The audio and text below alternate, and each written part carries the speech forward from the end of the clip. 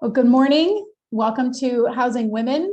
We are Renovare Development, and this is a series of discussions with women in the state of Michigan who are leading change in the housing industry. Today, we are joined by Michele Wildman from the Michigan Economic Development Corporation. I am Jill Ferrari, and this is my partner, Shannon Morgan. We're happy to have you here. Yeah, happy to be here. Thanks for having me. We are so excited to hear about your personal journey. You are often in the corporate spotlight as policies get made and programs get unveiled. But we really wanted to explore how you got to where you're at, what drives you. So let's start with your path. How did you get to where you're at MEDC? And why don't you start with your title and exactly what you do? Sure, yeah. So I'm the executive vice president for economic incentives. I joined the MEDC team in late 2019, leading the MEDC's community development programs. That role has, or I would say my journey with the MEDC has evolved a little bit since December of 2019 when I joined the team.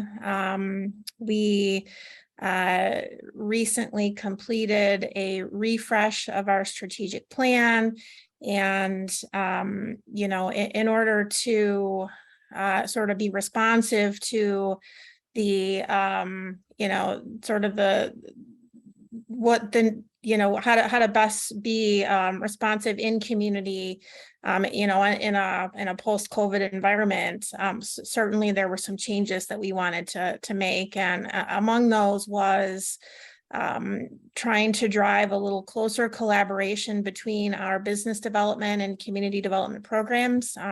We've long recognized that to really have thriving economies, we can't just make investments in business. We have to make investments in community. We have to make investments in talent. We have to make sure that there are support for small place-based micro enterprises. And so part of that refresh led to a expanded role for me. And so now I work with a variety of incentives, not just community development ones that sort of remained in the portfolio, but also kind of looking to drive some of that broader work, come into community with more comprehensive strategies, have programming that's more regionally relevant across the state, just knowing the diversity in programs. So that's kind of how I started with that's sort of what I've been doing most recently. We're here talking about housing, and I started my career in housing a little bit different place on the continuum. I actually sort of was exposed to the issues around persons in housing crisis pretty young. My mom actually ran a homeless shelter, and Oh, wow. so before I literally was even out of high school, I was, I would say volunteering and, helping when the agency she worked for would do things at Christmas time, and, would have community events to try to raise funds. Homeless providers are generally always raising funds for something to provide, to try to provide for families. So that was kind of my first glimpse into it. My grandfather actually was a president of a local PHA. And so I had some pretty early exposure to, I would say, the very lowest income folks that we serve in community, or the housing providers serve in community. And so I had some really early exposure to some of the needs. And it's sort of it'd be great to say like I had that sort of drove that desire for me, and I set on this path like most college grads. I sent my application to a lot of different places. I certainly had that community connection from my family certainly drove an interest in what I would say is public service, and, service to community. The reality is when I moved after I moved back from DC, because I tried that whole bit for a little bit. And before deciding to move back to Michigan, and I applied a bunch of different places, but certainly that volunteer experience and early connections from some of the volunteer work I did early on resulted in me being hired as a continuum of care coordinator, which depending on the mix of housing providers in the room, people that's terms they may recognize, those still exist even today. And it sort of evolved from there. I eventually went on to work for MISTA. I worked there for about 10 years, did some work in philanthropy at the local level, and then came to the MEDC in 2019. So that's kind of a little bit of how I got here. Always sort of had an interest in, seeing those families, succeed. It was hard to not be touched, even as a teenager, by, you're going home to your safe house, and people, women living in crisis were literally taking their kids and just the shirts on their back to live in the shelter where my mom was employed. As we have these conversations, it's interesting to hear from women that a lot of the drivers are related to problem solving. Seeing a need in the community and forging a path that is a result of your experience. So it's really interesting to hear you talk about your past. Is there a particular piece of what you do or what you've done in the past that you're really passionate about? Something that really is exciting to you personally? I would say I am really excited by the community development aspect of the broader MEDC work. It's what I like the most. Taking seeing the development community turn, buildings that were once schools. Developer I've worked with off and on for years, turned the school that my husband actually went to school with into housing. And I've seen, people take vacant land that, they made vacant, had blight there, and demolished it and, turned it into really great public space. And so I would say what drives me is having the opportunity to work with people who have that sort of vision to see, this is the landscape today, but here's how I can, fill a need in my community. The sort of creative juices that takes, and perseverance, is something that I have great respect for, and have the pleasure of playing a small part in watching that new vision, come to life. So I would say the most love for that sort of, here's for that creative adaptive reuse, creative new use, of those old people that can take those things and see them as assets and turn them into real assets in community. That's awesome. Sorry about that. I am at Boss Blue, which is a women's club in Detroit, and it's very busy here today, which I like to see. So sorry about the distraction. No complaints here. So want to talk a little bit about a couple things. I know Shannon really wants to ask some questions about where MEDC is heading and some things that are coming out right now.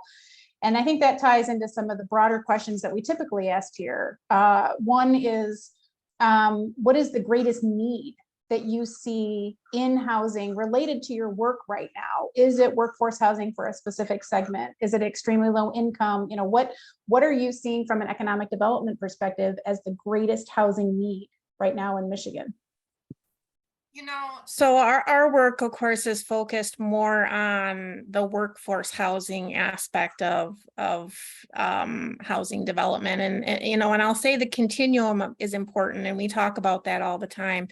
If you don't have units available for, folks that are maybe on the more moderate income, end of HUD scale at the, 80 to 120, it puts downward pressure.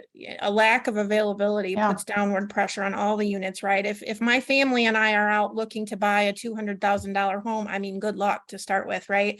But we can't go up, so we have to go down. And Right. so I think, we continue to be focused on creating workforce housing. We certainly recognize and know and, think the work that Michele does is important. I suspect if they were here, they might, point to the data and say that, those families at the extremely low income that I started my professional journey working more closely with, there's always a great need for that, right? But what we know is there's a need across the spectrum, and in Michigan, like no other time in my nearly 20 years working in some part of that housing realm, have seen a need like that I haven't seen before professionally, because of a culmination of factors, right? Like we have millennials going into the housing market faster than we have people coming out of it, moving out of housing, and it's just creating, more households,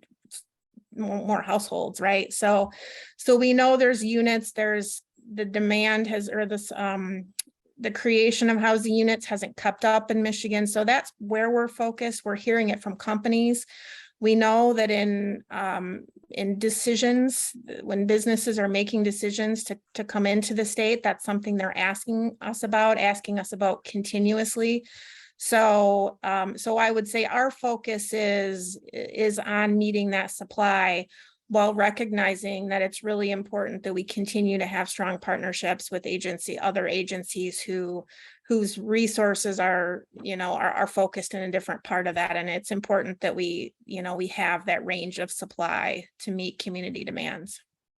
Fantastic. And complementary to that question is, with the tools coming out, I think Shannon's going to do a deeper dive in a second. What do you think is the biggest opportunity to solve problems in the housing crisis right now that you can see? Well, certainly with the influx of of federal dollars, right? That's also unprecedented.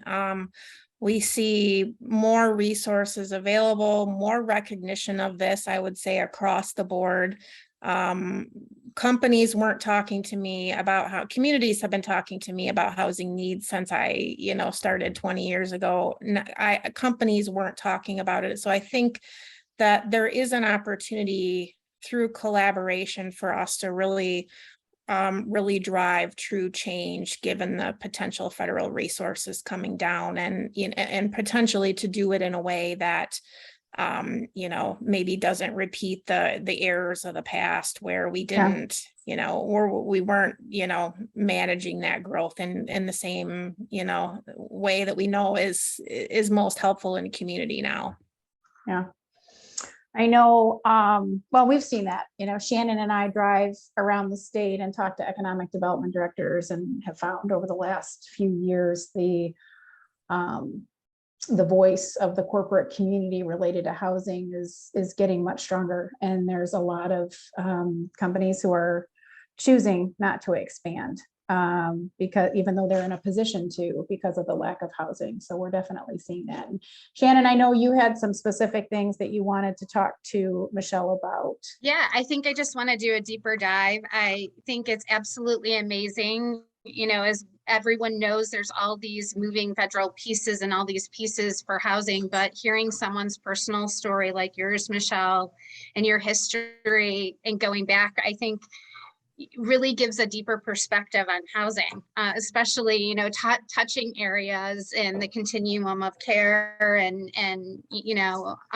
PSH and different things. But as you said, there's such a different need in housing, and there's so many different tools. The MEDC taking on one component of a tool that doesn't exist right now is really big for our state. And we talk about the federal, obviously the federal resources that are coming in. I don't know if people really understand the scope. And I wanted you to just do a little bit of a deeper dive. I mean, when you talk about the MEDC, you guys just went through a major restructure, you know, between business development and economic development and your technical assistance. Can you just give us a little bit more information on what that restructure is, and touch upon, you know, the type of allocations that you're getting in from ARP and, you know, RAP and the things that your staff right now has to manage? I would assume that this is an unprecedented time for the MEDC, and you are going to be touching a lot of very important projects in the state moving forward. Yeah, absolutely. Well, take it in two parts. First, the restructure. One of the things that we did is combined our field teams. If you have members of community listening, you know that you recognize the term CAT team, and we had community development managers located in all the regions, still do. Same thing on it with some of our more traditional business development investments. We have a field-based team present there as well. And what we saw is to really be responsive to community. We had to, you know, we needed to drive closer collaboration between those groups. We didn't want to see people, you know, something that didn't quite fit in one door coming right out the other door and driving, you know, and going into our other door, right? We didn't want to be that siloed. So we combined those field teams together. Same thing with the incentives teams. Those are now combined as well. Really in recognition that the commonalities are the things are more similar than they are different, and to really have that regional relevancy, we need to meet them where they are, and, you know, and not have such prescribed, you know, programming. So we've continued to work to and are still frankly unraveling some of that to try to make sure that you know, community context is important, right? There's some places where certain community designs wouldn't make any sense whatsoever. But there's others where really to be responsive to community, we need to, you know, to have more flexibility. And we think by combining those teams, we'll have more, or, you know, be able to be more flexible and responsive in that regard. We also created a small business unit. Certainly COVID taught us the importance of small business and community. So recently hired a new leader in that space, a new member of the team, Amy Rencher. She's amazing. If you haven't met her, comes with deep roots and experience, and joins Natalie from our team in leading that new small business unit. So some of that was kind of you know, I'll say pulled out of the old business units and made its own team to, you know, just in recognition of you know, the platform that needs to have in order to be effective in the state. We also added a leader around talent. You know, one of we can invest in community and invest in Michigan, but we also need to all of that is only important because of the people in community. And so we have a new person who's heading the talent part of our work. Carrie Abersalsing joined and will be building out some of that programming around talent. So I would say those are the sort of the biggest, most fundamental changes. And you know, if you look at our strategic plan and the pillars, we added a small business pillar, our work in attractive places, which is where, you know, housing comes into play, still there along with the others, but just kind of rounding out some of those team changes that were necessary to you know, most effectively implement the plan. And it's just unbelievable to see where that has grown from. I've been on the Advisory Council for Redevelopment Ready Communities since it was taken over by the MEDC. And I can remember at least to me, not so long ago, because it seems like the years are going by faster and faster. We had a handful of communities, and now with all these technical resources, there's several hundred communities right now that the MEDC is touching and in the Redevelopment Ready Communities program. And now, with the broader technical assistance programs that they're bringing along. So, I mean, that is a big change in a short number of years to move forward with. Yeah, absolutely. And that's the area of technical assistance is also something that we're trying to, grow and evolve in. We continue to do the things, Shannon, that I know you were involved in and helped launch, but we're also looking to, to help communities that are engaged in that program solve other needs too, right? So I would say we're at a place where, we're looking for people to communities to suggest to us what might be most helpful to them, right? And all we're looking to have a broad array of technical assistance. You also asked about tools earlier. One of the newest tools that we rolled out was the Community Revitalization and Placemaking Program, which is otherwise known as RAP. We're in the midst of that review here, and I will say, if there was ever an indication of the need for resource in this space, just take a look at the application pool. Incredibly difficult review process. It's actually taking us a bit longer than we had hoped, and that's really a sign of just how many good proposals there are. It's really like, we're in the review process, we're looking at things that are so minute, and that's just because there was probably $300 million at least in proposals that we thought these are really good projects that we would like to see move forward, and the pot's only 100 million. So we continue to make that case for resources going into this potential programming, because it just is, we had such good submissions that it's really proving to be a difficult process to get that down to the size of the award. So it's a little bit of a good problem to have, and that we have so much, so we're seeing so much in community come forward that we think could really be responsive and help move the needle in this regard. Absolutely amazing. Can you tell us a little bit more how that's also reflective in some of your existing programming? I noticed some recent investments in CRP to workforce housing and other projects. So with this strategic alignment and moving beyond some of the ARP and RAP funding that is underway right now, where are you guys seeing the shift in some of your existing programs, and maybe even just other creative projects that you've invested in moving forward, if you can give us some examples? Yeah, well, so a few things recently. I will say CRP continues to be an important priority for us.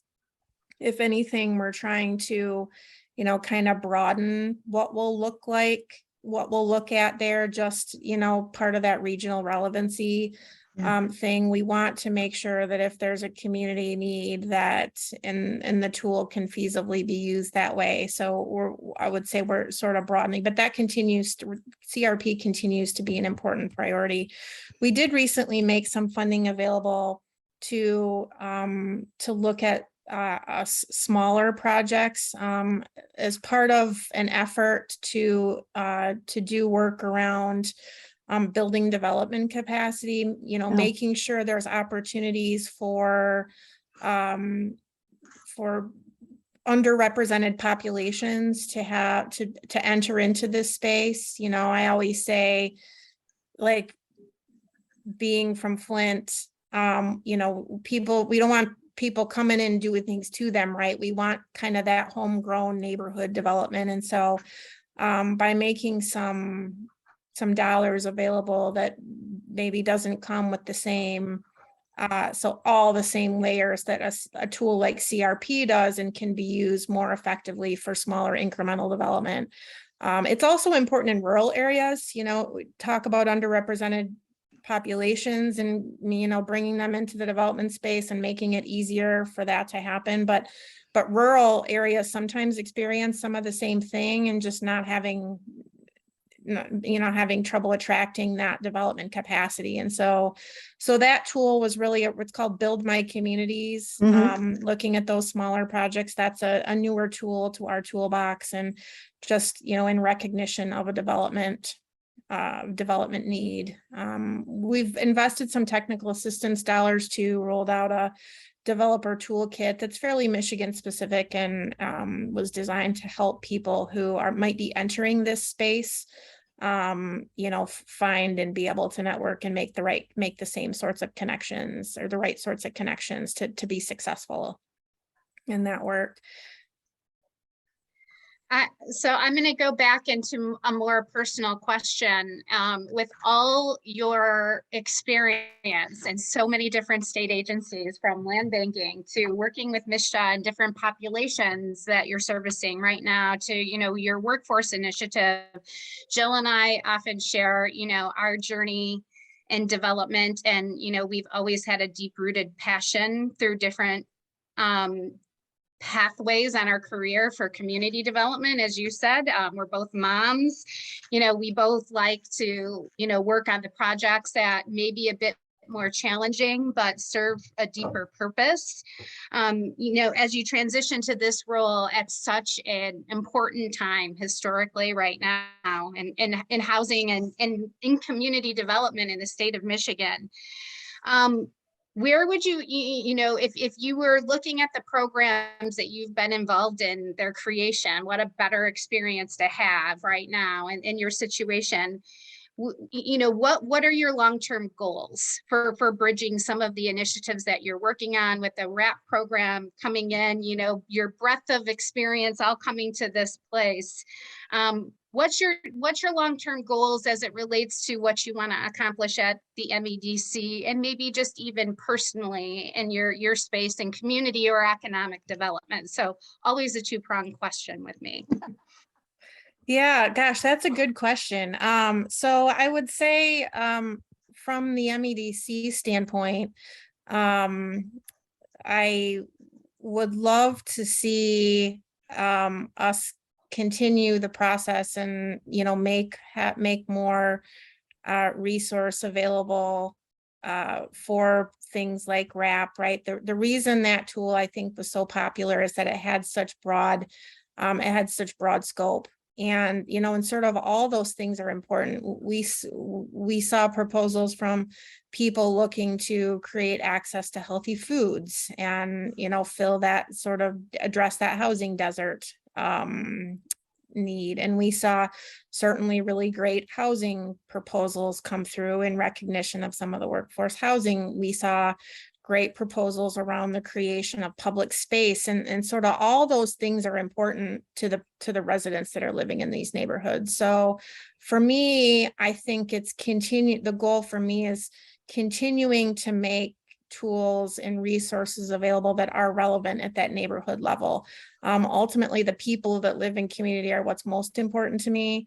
And I think to do that, we have to have those flexible tools. I spent a whole chunk of my career working with federal tools. At some point in time, I could cite you chapter and verse from the home program.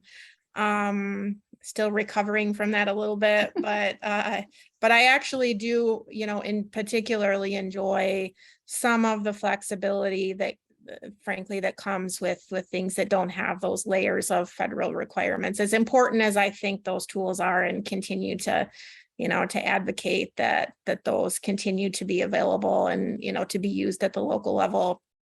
I think for me, we know that the more flexible a source can be, the more opportunity there is for those good local projects to move forward, the more creative they can be. So I just seek to kind of, make sure there's sustainable resources available in that arena so that we can allow for a little bit longer term planning.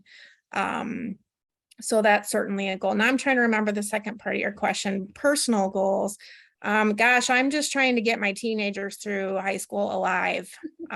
Which if you have kids, maybe you appreciate that. Feel like each stage of parenting is hard in its own way, right? And so I know both of you appreciate the balance, trying to balance that, that mom hat with the professional hat. For sure. Working mothers are rock stars. Have you brought your kids into your work, much like you had access to the shelter and your grandfather's work when you were younger? How have you brought your kids in, or tried? Because mine has no interest whatsoever in what I do. But have you been able to bring your kids into your work? Yeah, actually a little bit. Your timing is coincidental in asking me this. My oldest is in high school, and in the district we live in, like many districts do, I think, try to take their students to Washington, D.C.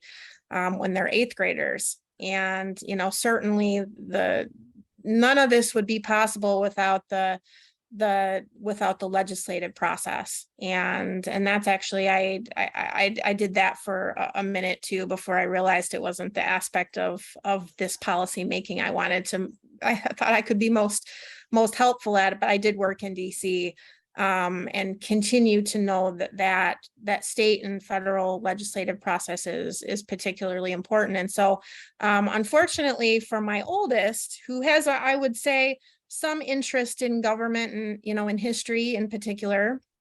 If you're doing the math, that he was in 8th grade when we weren't even going to restaurants, let alone taking class trips to Washington, D.C. So for a while we were just like, oh, that stinks for him. He's going to miss it. And then at some point, my husband and I were just talking and like, wait, this is dumb, right? I used to live there. So it's literally the only place outside of Michigan I've ever lived.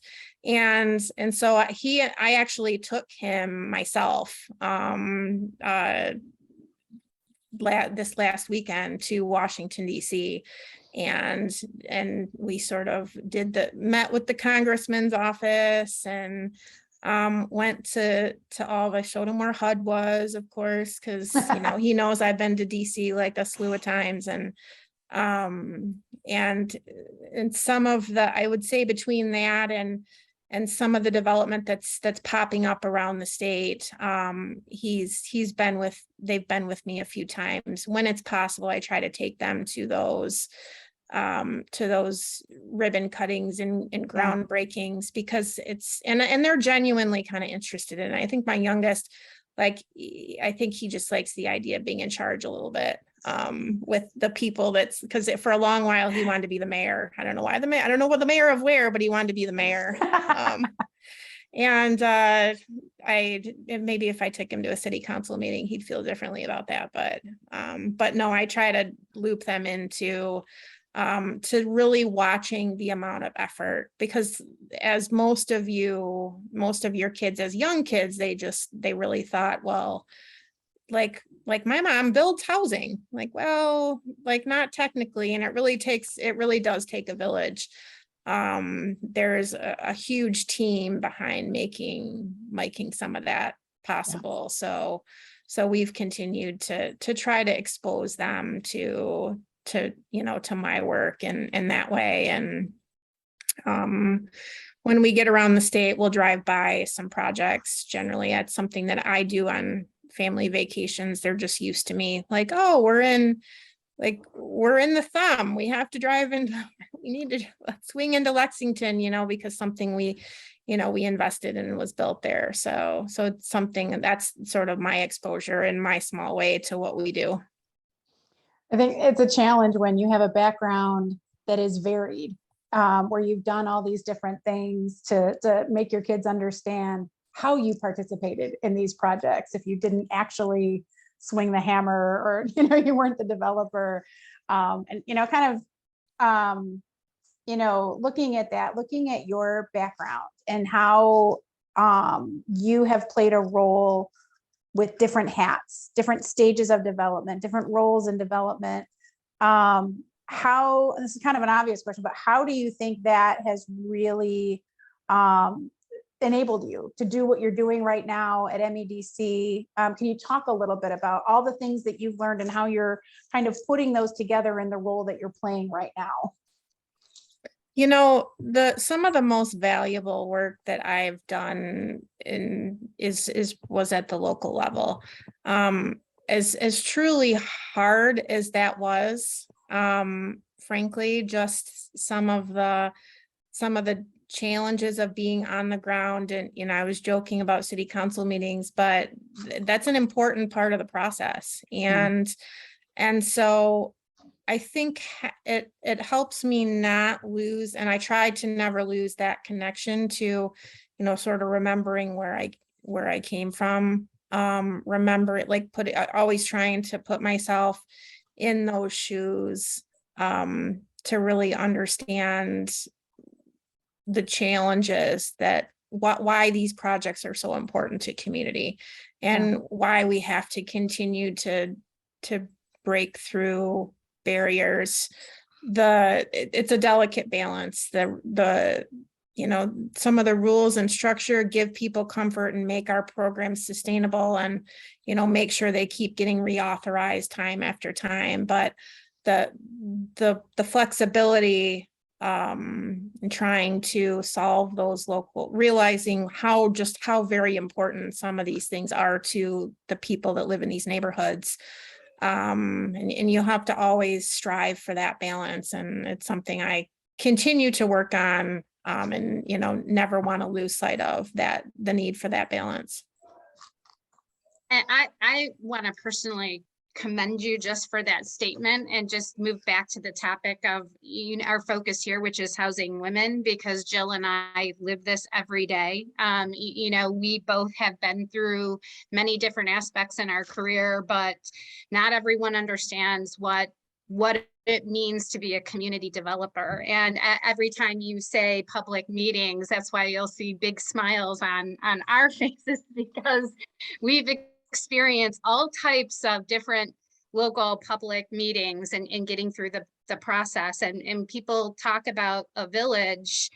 Community development is tremendously difficult from every different aspect, not just the funding mechanisms. And I think that it's what people don't understand from the MEDC's perspective is many of the programs and layers that you guys are bringing in now under the technical assistance umbrella, formerly under RRC, are critical. And even for us as community social impact developers out there, we're contacting teams from, the RRC or CAT members every day to help solve just as simple as a solution as, getting input on different planning initiatives, master planning that's underway for a community that's in an RRC process, or someone trying to get a pilot ordinance.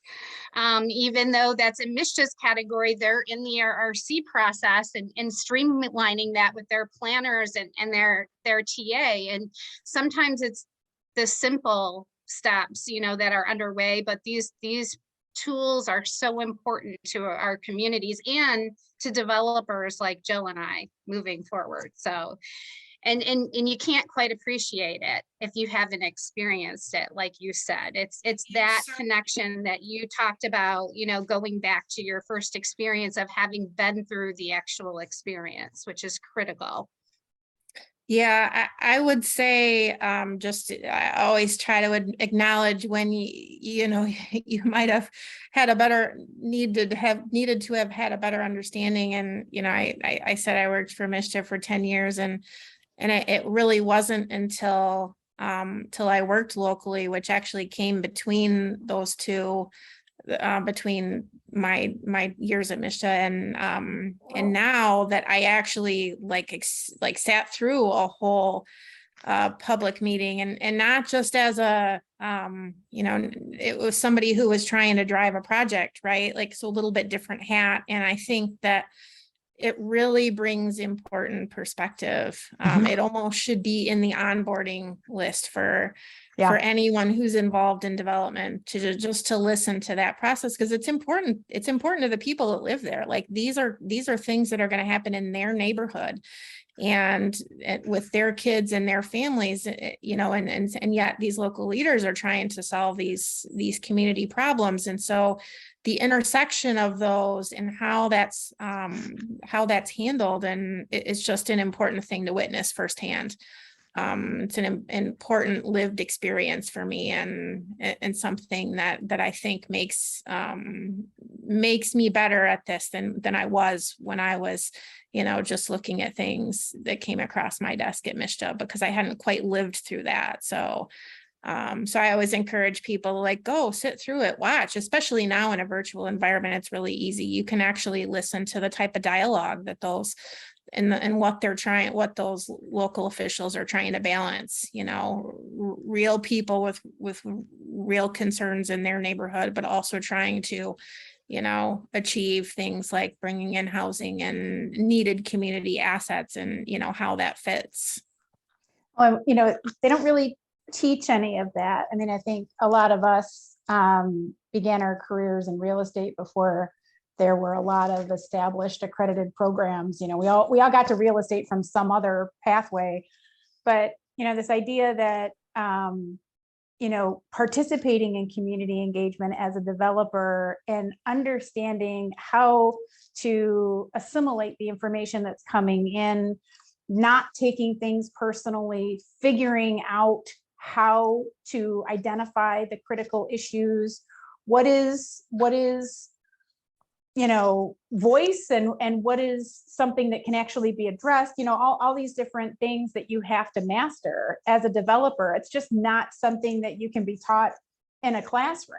And I think it takes a lot of time before you can really participate in those meetings and really get through those with an actionable list at the end and develop relationships without going straight to the bar and, having some shots, because it's so difficult. Right. And as a public official, I'm sure, you face the same thing. It's just something that you have to learn over time. And I think, to your point, really bringing younger professionals in as early as possible in that process and helping them understand how to participate in those dialogues effectively.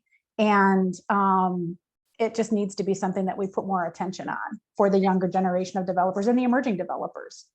Absolutely. And adding to that, number one, Jill, you're absolutely right. But when we talk about perspective and having that local piece and how critical it is, I'm also going to add the perspective of the government side of things, because the great thing about our relationship, Jill and I, is that, we worked together for many years. Well, I was a developer and she was at Wayne County. And oftentimes, I still have my developer's hat on and don't understand the federal compliance and regulatory requirements and things that are happening as we're trying to solve problems. And that's another big disconnect, when we talk about these type of programs and community development, the misunderstanding of the role that government can play. And most developers don't understand that. So perspective is really key as we create these kind of multi-collaborations in the community development world, and critical. So I think you bringing your kids along and trying to give them and share that level of your experience is unbelievable. And just at this stage of your career, bringing in the different types of experiences you've had really change the factor of what's going on and the lens that you're looking at, projects right now. And it's important. It's an important time to have those type of pieces with especially with the RAP projects that are coming in. So kudos to you. Well, and to do it all with the timing constraints of the federal funding that's coming down. I can speak from experience trying to spend that federal money very quickly and doing it in the most productive way is a tremendous challenge. So first of all, we are so excited that you could join us today and, tell your story, talk about your background and help us understand where the MEDC is headed, but that you just took the time, given everything that's on your plate. We're really grateful to have you here today. We are continuing these conversations over the next few months. We'll be talking to Amy Hovey, Maureen Donahue-Krause, Emily Doerr from the State Land Bank, and a bunch of other women that are really working in positions of change. And I think that's what's so important about where you're at right now, because you bring all of this background to a position that is a critical point in what's going to happen in the intersection between housing and economic development right now. So I don't think we could be any more lucky. There isn't another person that could fit that role as well as you are right now. So we're very excited to see you there. And with that, I think we are going to wrap it up, but just want to say again, thank you for joining us. And hopefully we'll see you next time when we talk to Amy Hovey. Yeah, thank you. And thank both of you ladies, not only for the work that you do, as someone who appreciates how hard the development process is and is also female, I continue to, know that I'm, rooting for your success and appreciative of all the work that you do. And I think this particular platform is really important. And I'm, also applaud your effort to, continue to talk to women engaged in housing. It's really important work. Thank you. We are happy to do it and happy to connect women in this space, and we'll keep going. So thank you very much. Thank you. Have a great day, everyone. Yep. Thanks for joining. Thank you.